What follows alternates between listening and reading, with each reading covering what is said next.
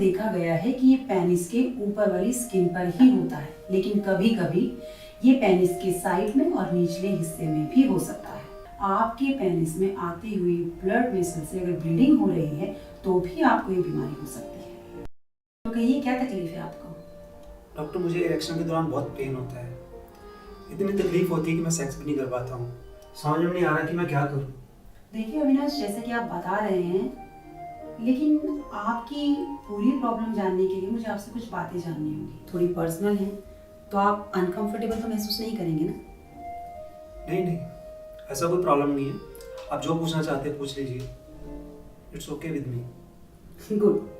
तो ये बताइए कि आपको ये तकलीफ कब से है? आई मीन कि आपको पेन कब से हो रहा है? ऑलरेडी 3-4 महीने हो गया है।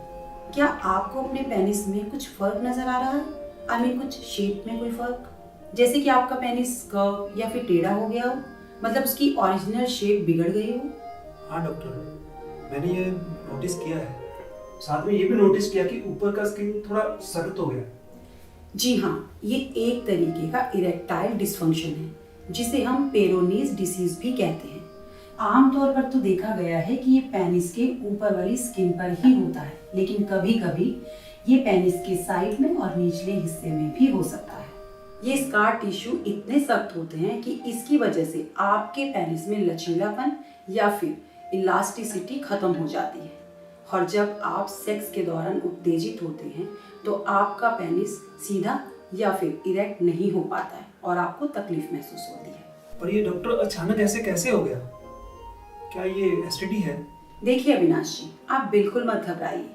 पेरोनीज डिसीज कोई एसटीडी नहीं है, और रही बात अचानक होने की, तो इसका कोई स्पेसिफिक कारण नहीं होता और ना ही कोई रिसर्च से पता चला है। लेकिन हाँ, रिसर्च से ये जरूर पता चला है कि अगर आपके पेनिस पर कोई चोट लग जाती है या कोई नुकसान पहुंचता है तो आपको ये बीमारी हो सकती है।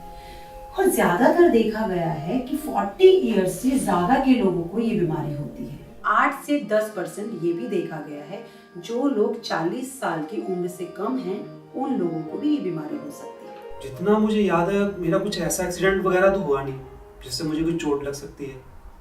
और भी कुछ वजह हो सकती है क्या?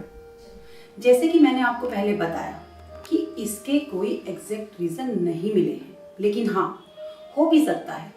इसके कुछ जेनेटिक रीजन भी हो सकते हैं, जैसे कि आपके परिवार में किसी ना किसी को कभी ना कभी कोई ये प्रॉब्लम हुई हो तो भी आपको हो सकती है। एक रीजन और हो सकता है, आपके पेनिस में आती हुई ब्लड वेसल से अगर ब्लीडिंग हो रही है तो भी आपको ये बीमारी हो सकती है। ओके, तो डॉक्टर मैं इसे कैसे ठीक कर सकता हूँ?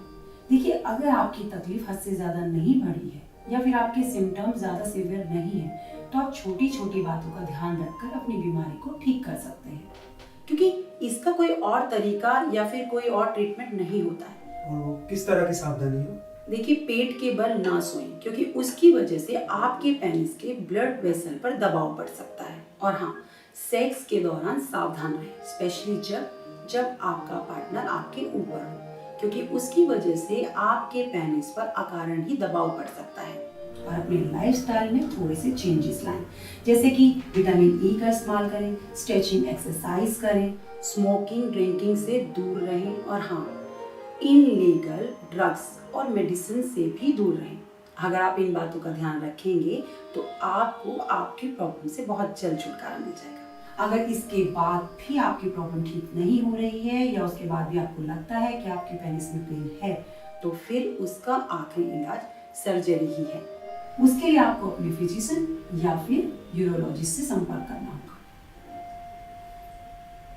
समझ गया डॉक्टर, मैं अभी से सारे प्रिकॉशंस लेना स्टार्ट कर देता हूँ। अगर जरूरत पड़ी तो मैं आपसे आके कंसल्ट कर लूँगा। श्योर, कभी भी आ सकते हैं। Thanks lot doctor. वेलकम।